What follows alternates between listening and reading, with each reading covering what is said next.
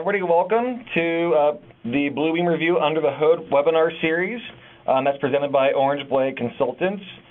Just as a quick note to everybody, I just hit the record button, so this webinar is being recorded for the remainder of this. So work with Orange Blade after this to get a copy of the recording if you would like. My name is Aaron Cordy with Bluebeam Software. I'm the Director of Channel Services here, working with all of our resellers, on a global basis. I'm pleased to present Orange Blade Consultants to everybody that's joined us here. Honestly, one of our best companies that we work with to provide Bluebeam-related services, our products, etc. You'll see that Joel will be presenting here in just a few moments. You can see that they really do understand what they're doing with our products and how to implement them for your business specifically. So this is, I think, the third one in the webinar series that I'll be watching here, so I'm really excited to see the three H's, as they're calling this particular webinar. We'll have Joel Marquez as the presenter here, and we will have John Magyar and myself as kind of in the background. So if you guys want to interact with us, go ahead and shoot us either a chat or put a question in the Q&A window. We'll be monitoring those and responding to you. This is a WebEx, so everybody is muted on the line currently. But if you want to raise your hand or just ping us, we'll ask questions to Joel as it makes sense for the whole group and be responding to you guys in those chat and Q&A windows. With no further ado, I'd like to welcome Joel to go ahead and get us started here on the webinar. Okay, everybody. Thanks for that introduction, Aaron. Hi, everyone, and welcome to our latest webinar. As you can see, we like to call it the Under the Hood series, and it's brought to you by Orange Blade Consultants, the logo down in the lower right. We're your one-stop shopping for all things Bluebeam, from great discounts on the software to solutions consulting and training. In this series, we like to provide a brief look into some of those features that are under the hood of Bluebeam Revu and explore some of its less obvious features that aren't readily apparent when you first jump into the program. So today, we'd like to present three features that have absolutely nothing in common with each other, except for the fact that they begin with the letter H. So we will be talking today about hatch patterns, headers and footers, as well as hyperlinks. And we're going to do this all in less than half an hour. So as always, my colleague John will be monitoring questions. So please feel free to ask your questions in the question box, and I will address them in the Q&A at the end of the presentation, assuming we have time for that. So, okay, let's dig in.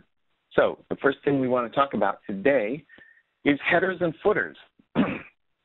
And what are headers and footers? Well, this is Bluebeam's method of automating the process of adding text to each page in a multi-page document.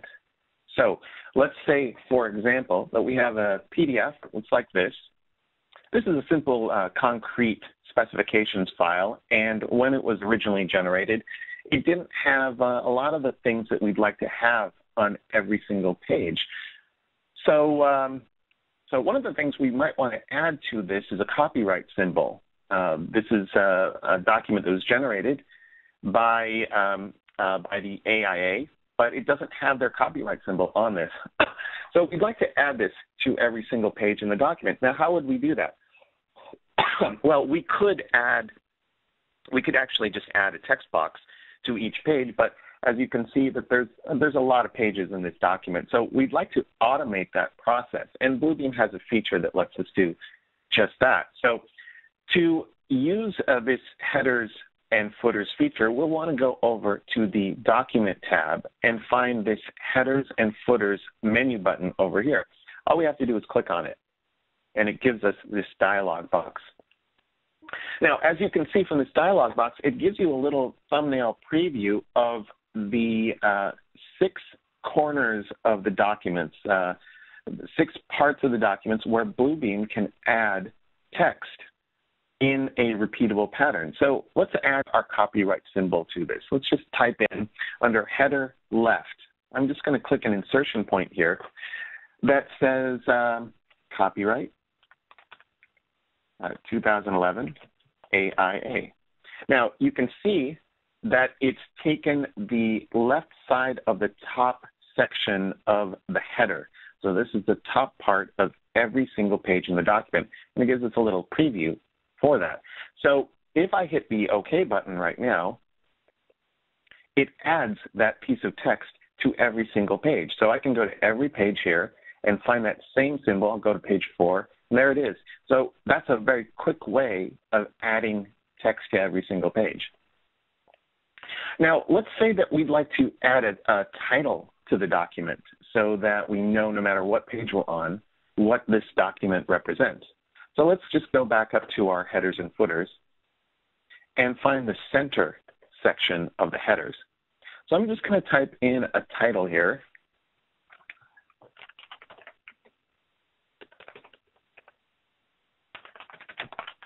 Cement plastering master spec. Okay, so now you can see that the text that I've added there is now centered into the top part of each document. So when I hit the OK button, it reproduces that on every single page. Okay, now let's try something different here. Let's say we want to add a date to each part of the document. Now the date is whatever today's current date is, and I can just type it out in here, but that's a lot of keystrokes. So what I can do is click an insertion point in that right section of my headers, and then hit the date button. Now watch what I get when I hit the date button. I get a variety of different formats. Now it gives me month, day, year. If I were in Europe, I can choose a European format, or I can choose the time as well. So this will give me the time it was created. So this H over here is hours, and that's minutes.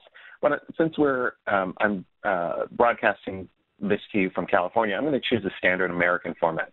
So I'm going to hit the OK button for that. And that gives me this sort of placeholder here, which is a token that represents the current date. But when I hit the OK button, it gives me that date on every single page. So that's a quick way of adding dates. Now that's dynamic information that Bluebeam pulls from the clock of the computer that you're running this from. But we can also do some other dynamic information that we can grab from the document itself. So let's go back into headers and footers. And let's say that we want to add some information that's specific to this file. So let me click in the center bottom or the footer of the area and choose File Data. Now, this is a feature that allows us to insert information about the document itself. And if I pull from this menu, I have a lot of different options I can choose. This is the file name of the document, but it also gives me the author name as well. So if I click on author, it gives me whatever that value is that's part of a kind of a tagged metadata that's unique to this document. So PDFs have the ability to add metadata to each document, and author is one of the metadata tags that we can access through this file data option.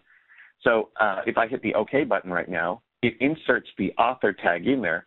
But as you can see from this properties panel over here on the right, all we're really doing is pulling this hyperlink, this metadata from the author field of the file itself. So when I hit the OK button, it's going to grab that piece of information, and when I scroll down, it's going to embed it at the bottom of the screen.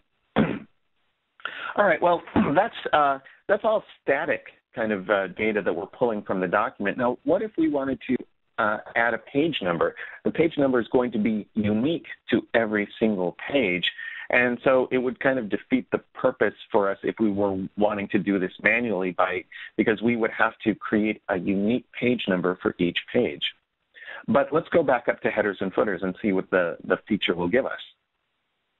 I can go over here to the footer right field and choose page number. Now, when I choose page number, it gives me a variety of different formats. I'm just going to choose this default option here. So this is going to say page, whatever the page is, and whatever the number of pages are in the document. So it will display that in the bottom right corner as I've selected it for. Now you can see it gives us this, this token here that represents what that will look like.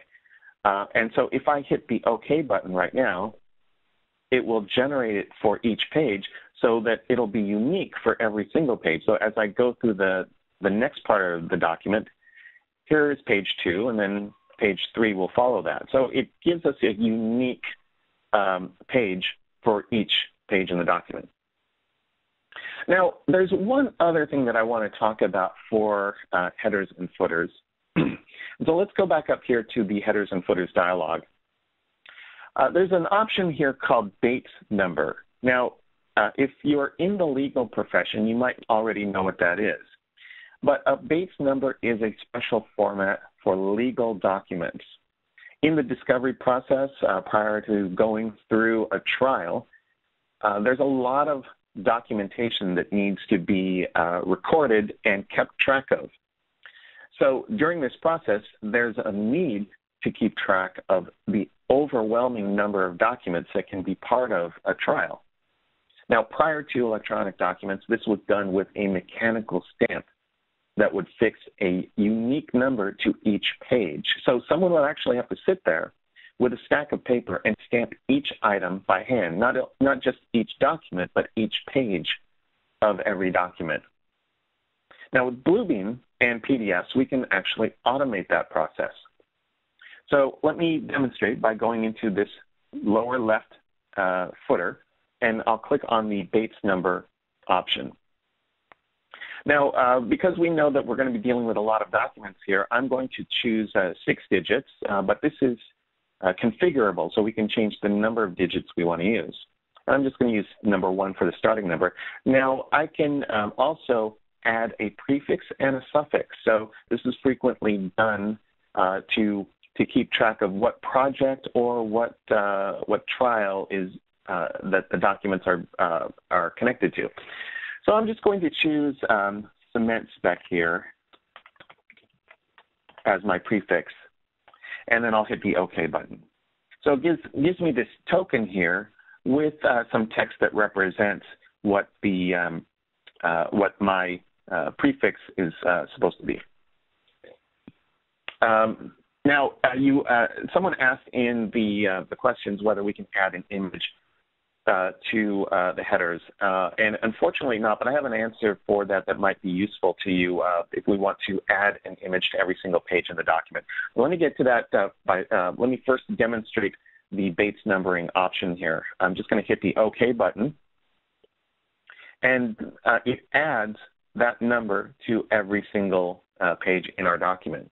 Now, Bates numbering is something that does require us to work with multiple documents at the same time. It's important to be able to use the same numbering sequence across multiple documents. So if your last document ends with the number 16, we want the next one to begin with the number 17. So to accomplish that, let's go back into headers and footers. And with our Bates numbering here, we'll just keep this format in place. But if we choose the Add Files button down here in the lower left corner of the dialog box, it'll give us this batch dialog, which allows us to add new files to the list of files that we want to add our headers and footers to. So if you want to continue your Bates numbering sequence over a large number of documents, you would just add them to this list, and then you can reorder them by clicking on the document, hitting up and down arrows as needed. And then you can choose your page range, and then so Bluebeam will keep track of the documents you want to apply this to and apply the same numbering sequence across multiple pages. So it is possible to add a batch use this batch feature for your headers and footers. Now, someone asked about adding a graphic to each page, and the way that we might want to do that is to first, what we'll want to do is add the first graphic. We can do that by either adding an image. I'm going to click on the Markup tab and choose the Image button, and I'll find the Orange Blade logo over here, and I'll just add it to my page like so. But let's say I want to add this to every single page. Well, there's a quick way to do that. And you can just, if you want to put it anywhere on the page, it'll work. It doesn't have to be in the header or the footer. But once you've added it to the page, then right-click on it and choose Apply to All Pages. Okay, and when you do that, you can see on the thumbnail, it's been added to every single page. But to verify, I'm just going to click on the next page, and then this page over here. Now, when we do that, it's actually done a sort of a copying and pasting routine for every page. So it's going to place it in the same position on every page in your current document. But if there are pages that you don't want it to appear on, you can just select it and right-click on it and select Delete. Now, one last thing that I want to add to this discussion about the headers and footers is that your headers and footers are actually editable. You can come back later and make changes to it, which is different from this process that I just did here, where I applied this graphic to every single page. So if we want to change our date format, for example, we can actually go back into this document and click on headers and footers, and then change the date format. I'll just delete what I have in there, choose the date format, and make it different. So I'm going to choose a different format and add a time and date as well. So I'll just hit the OK button. So it changes the format, and then I'll hit OK. And now it's basically gone in and gotten rid of the old header and replaced it with a new one. So that's the benefit to using headers and footers, is that you can actually work with this later. Now someone asked the question whether we can, if pages are being added and deleted to the document, can we update them with the headers and the footer? Well, Bluebeam will allow you to go back in here and reformat the pages. But let me show you how this will work. If I delete page 6 right now, okay, so right now I have page 7, and if I go back here, we still have page 5. So what we'll want to do is go back into the headers and footers and redo the date, redo the pages. So I'll just delete the current page token and add this again, and then hit the OK button. And then now it says page 5 of 14, and now the page, what was page 7 before, is now page 6. Okay, so that's good enough for headers and footers. Probably a little bit more time than I wanted to spend on it, but I'm just going to move on to the next section here. Hatches. Now, what are hatches? Now, to answer this, let's talk about Bluebeam's markups. There are essentially two kinds of markups in Bluebeam: lines, like so, and shapes. We have a variety of different shapes here: rectangles, ellipse. This is a cloud shape, and this is a polygon. It has multiple sides to it. Now, we commonly think of these shapes as something that we can fill with maybe a color of some kind. So I'm going to take this polygon over here and fill it with a color. So there's my color. It's yellow. But we usually think of these as solid, uniform properties that are either, completely empty, like this. So if I drag this over the top of something, we can see through it. Or it's a solid color. So let me just move this over here, and it blocks whatever's underneath it. Or I can also make it transparent by changing its opacity, like so. That's not opacity. That's opacity. So I can see kind of what's in it, but it's still sort of a see-through kind of property. Now, hatches are an additional property of shapes that are similar to fills, but still different, that we want to think of them as separate properties. So hatches are repeating patterns that we can fill to a closed shape. So let me take this rectangle over here, and if we right-click on this and select Properties, we'll reveal our Rectangle Properties tab over here, and we'll notice that under the Appearance section, we have a hatch option. So we have a variety of different ones to choose from. I'm just going to choose this diagonal brick pattern because let's say we want to have this be represented by some kind of a stone pattern that we want to add to an exterior of the floor plan. So I'm just going to choose this as my option. And now, it's red as a default. And that's typically the color of the default in Bluebeam, but we can change this by going over to the rectangle properties and choosing the hatch color to be something different. Now I'm going to choose black. And so when I click on this button, it reveals a color picker that I can choose a different color for. Now that gives us, as you can see here, we have a repeating pattern that we can change the color of. Now, notice only the pattern changes, but not the background. So it appears to be white, but if I drag this on top of something else, well, we can see through it. So we have a transparent background as a default. Well, that's because the fill color as a default is also transparent. So if I go back to the properties and choose a different fill color, it's currently set to transparent. So let me choose that to something like yellow. All right. So now it blocks whatever's underneath it. And if I want to see through it, I want to change the fill opacity to something that allows us to see through it. But notice that changes everything, including the hatch pattern. So I think these hatch patterns are usually most useful if we keep the fill color to transparent and keep the fill opacity to 100%. Now, what if we want to make our own patterns? So Bluebeam gives us the ability to do that. And if we go back to the hatch pull-down menu, we have an option down at the bottom labeled Manage.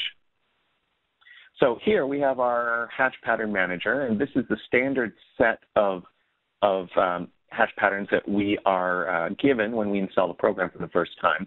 This is really a list that this is a vessel that represents the list of standard patterns that are contained within the vessel. So let's go back to the manager.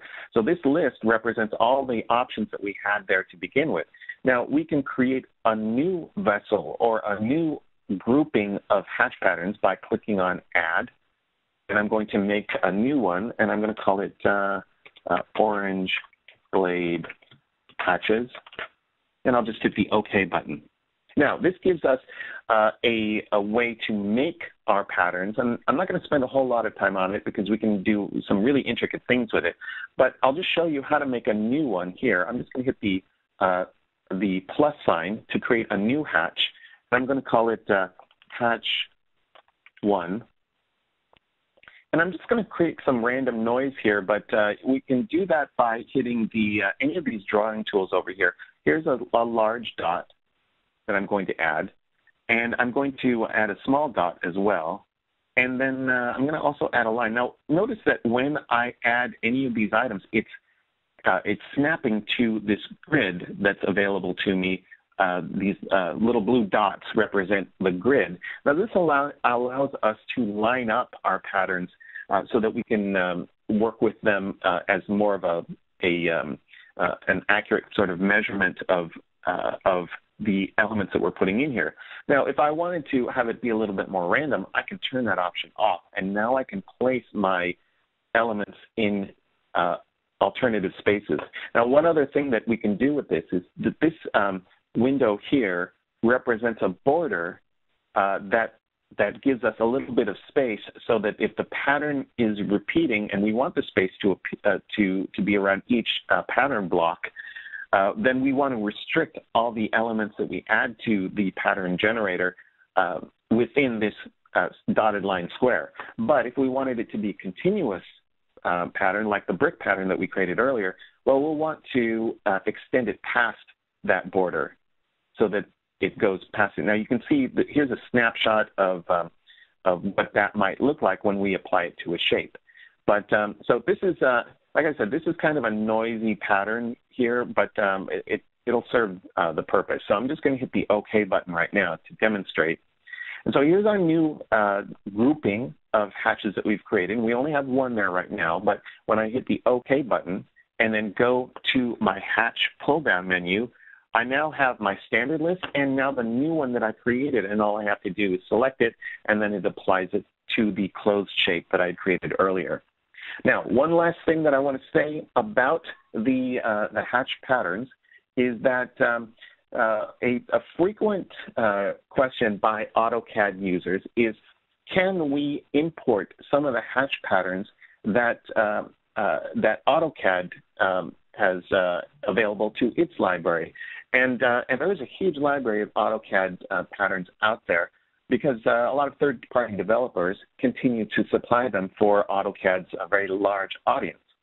So to do that, let's go back to our hatch manager. I'll just pull that out here. And I'll just go directly to the one I created earlier, and I'll just hit Modify instead of Add. And what I want to do now is find an AutoCAD pattern. And for those of you who are used to working with AutoCAD, you'll know that that AutoCAD's hatch patterns are stored in a format labeled with a .pat naming convention. So this PAT extension where shows you that this is an AutoCAD pattern. So I'm going to choose Open, and now it adds it to my list here. So now I have the one that I created before, and this is the AutoCAD pattern. Now, yeah, so I'm just going to go ahead and use this straight away. I'll just hit the OK button and hit the OK button again. And then if I want to apply it to this, shape over here, I'm going to just select it from my list. Now, this represents a wood pattern. And if it has the same properties that the other hatches do. If I have the transparent fill selected, we'll see what's underneath it. But if I want to apply a color to it, then I can just pick the fill color that I want to apply. So if I want this to be sort of a brown color, then we'll get a brown background underneath the hatch pattern. And then I'll just change the fill opacity a little bit so that it might be a little bit more readable, but you can play around with it. I didn't want to spend a whole lot of time on that, but that's a quick way to get your AutoCAD patterns. Now, we have an AutoCAD hatch library available for free at our website. So if you go to orangeblade.com, and you can, I'll actually display the link for this at the end of the presentation. So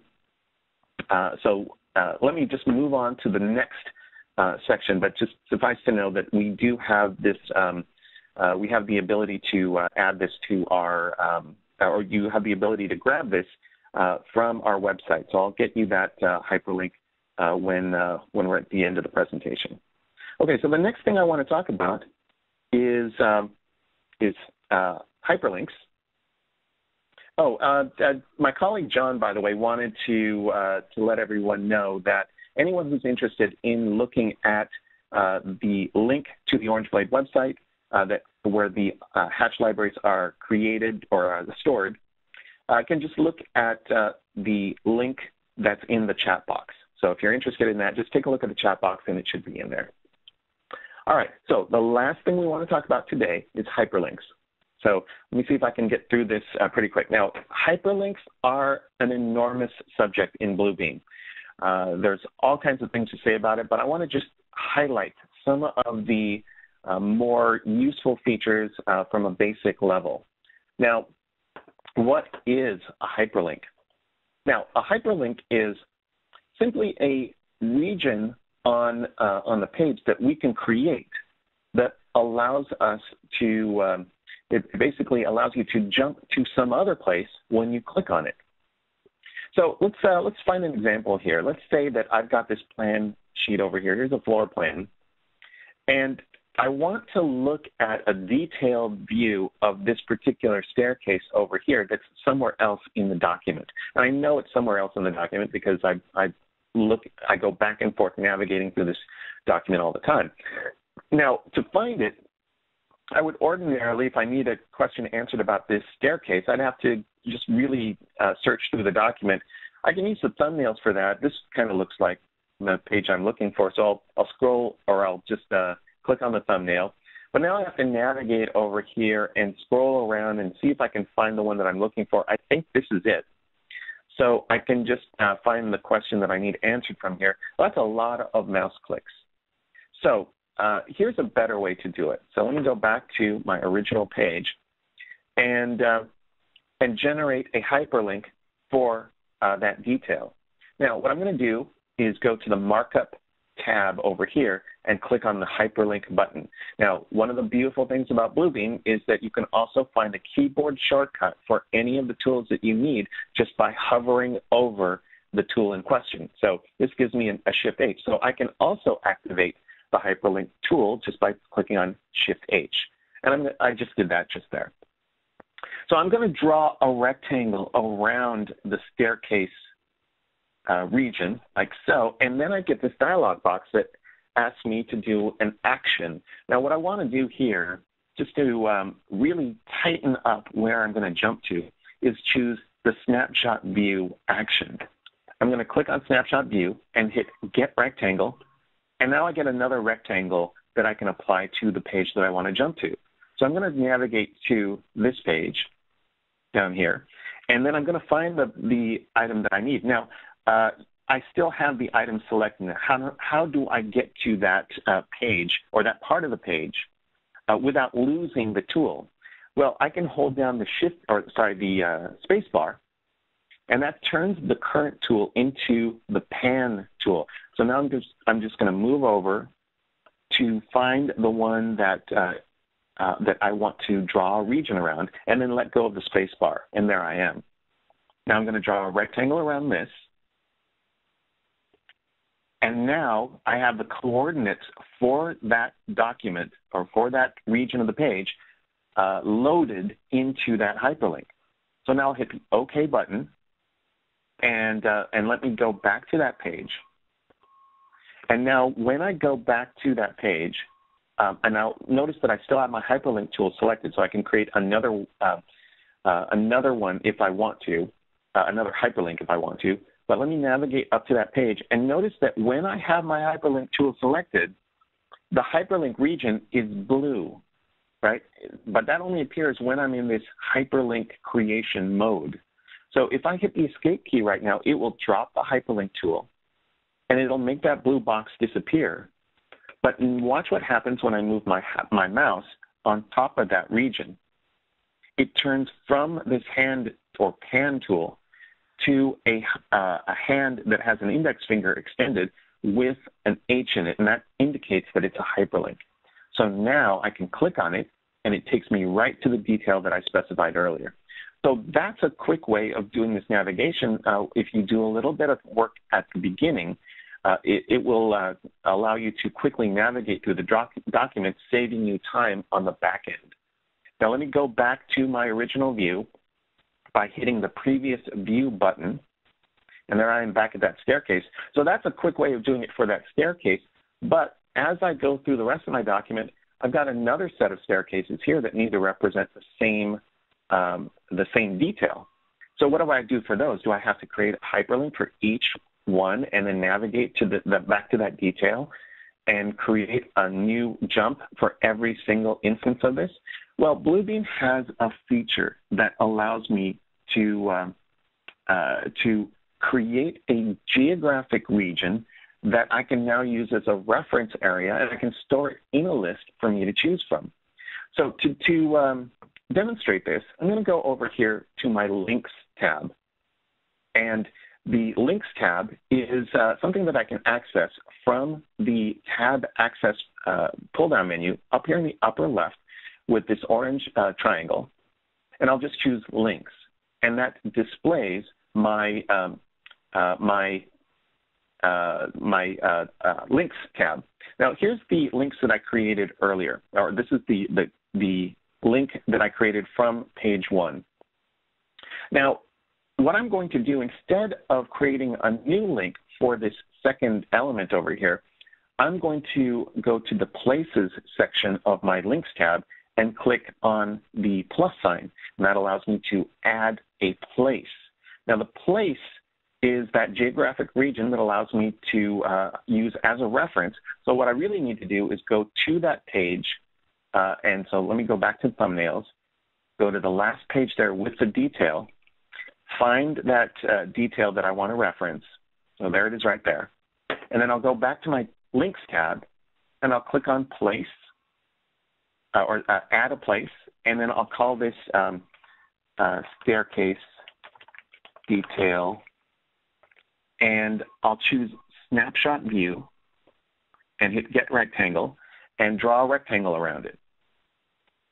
Okay, so I've given it a name, and now you can make this as unique as you want. You can give it a number, and but once we hit the OK button, now it's listed under my Places list. So now if I go back to each page that contains the reference that I want to make, so I'll go to this page first, and I'll zoom in, and I'll grab my Hyperlink tool again and draw a rectangle. Let me go back there and draw a rectangle around that staircase. And instead of choosing Snapshot View and navigating to that last page, I'm going to choose Place. And then I'll create, or I'll choose from the list. Now, there's only one item in there, so I'll choose that. And then I'll hit the OK button. So it's as easy as that. I don't have to jump back and forth between pages every time I want to create a new hyperlink to a commonly referenced geographic location. I can just create a list of places and then reference those instead. Now, what if I want to link to a different document? What if I have this specification that I created earlier that I want to reference? So instead of having to reference it multiple times, let's say I've got a document over here that needs to reference it several different times, instead of having to create a separate hyperlink for each reference, I can just go over to my File Access tab. This contains a list of all the previously open documents, and there's my concrete specifications file. But notice when I hover over that file, I get this hyperlink icon here. So this is one of my favorite hidden features of Bluebeam. So from the File Access tab, I can click on the hyperlink and draw a region on the page where I want it to be referenced from. And so I'll just use this section over here. I've now created a hyperlink that references that concrete document. So if I click on this now, it opens that document. So that's a quick way to add specification files to your document set without having to open and close files and navigate multiple times to that same document. All right, so we are at the end of our time here. I think I've gone a little bit over. I just want to open it up to questions for anyone who wants to stick around and ask them. But we are close to the end of our time here, so I'd like to present our contact information. And so let me just open that up over here. And we are a Bluebeam Platinum reseller, and we offer guaranteed best prices for Bluebeam software. So you can talk to us about getting volume discounts or even education discounts for the software. If you found this webinar helpful, we also offer training and consulting. We do webinar-based training. We can do it one-on-one over a web conference, or we can do live training. So I'm the Bluebeam product expert here at Orange Blade, so I can go out to your location and deliver training for groups of your personnel. Now, we take a collaborative approach to our training, and we like to customize it for your particular workflow. So either basic feature training or high-end enterprise consulting, large-scale collaborative projects using using the Bluebeam Studio functionalities. We can work with you on whatever you need to accomplish your Bluebeam goals. So our contact information is on this page, so please feel free to talk to us. There's our number right there. But we can also be reached through social media. You can find us on Facebook and Twitter. By the way, we've just gotten a question from someone about having mentioned a previous view button. Oh, yeah. So, okay, this is the previous view button down here in the navigation bar. This is called the navigation bar. So this gives you your current page number. It gives you the ability to go to the previous page or the first page.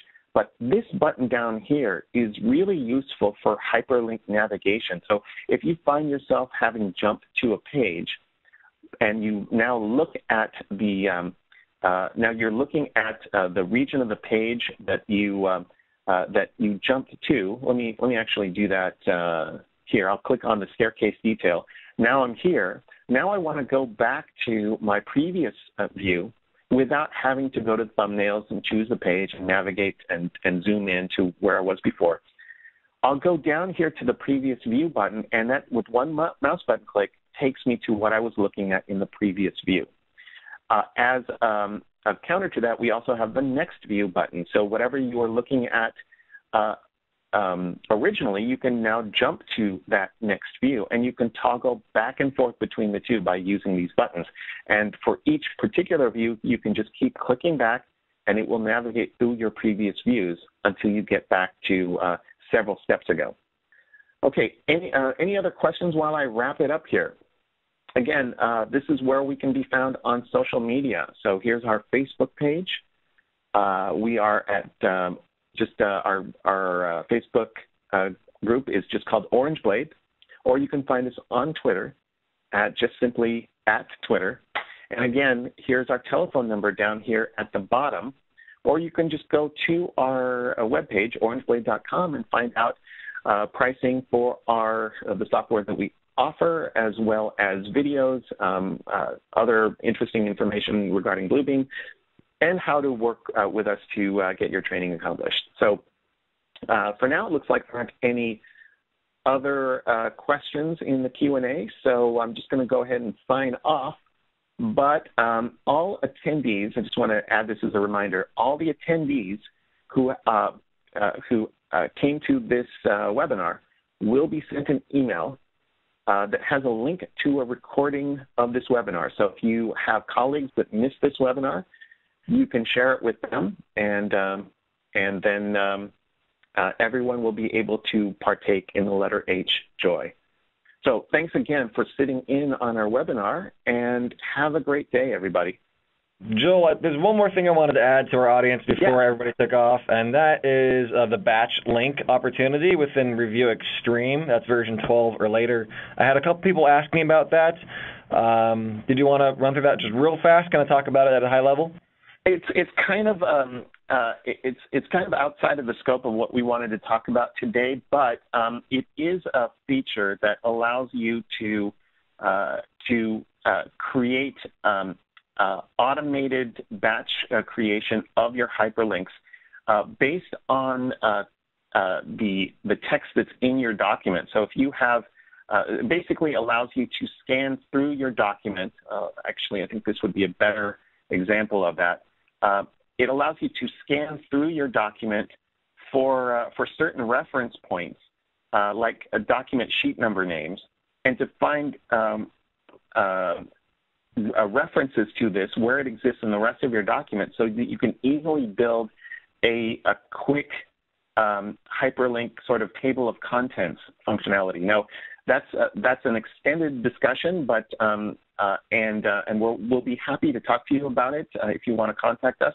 But just so you know that's sort of the basic understanding of how it works, and it is available only to Extreme version users. So I have Extreme right now, so I have it available to me under the File tab under the Batch pull-down menu. We have the ability to create this batch hyperlinking functionality. But if you only have the CAD or the standard version of Bluebeam, Revu, you won't have this feature available to you. So it has to be the extreme version. Thank you, Joel. I just wanted to point out that that was there, and if you guys have questions on BatchLink, it's a super helpful tool. It saves a lot of our customers a lot of time. I know that Joel, John, and their team are more than happy to walk you guys through that process. Okay, again, thanks everyone for attending the webinar. Hope to see you at our next one, but in the meantime, have a great day. Yes, thank you, everybody. We really appreciate it, and we'll see you guys soon. Bye, all.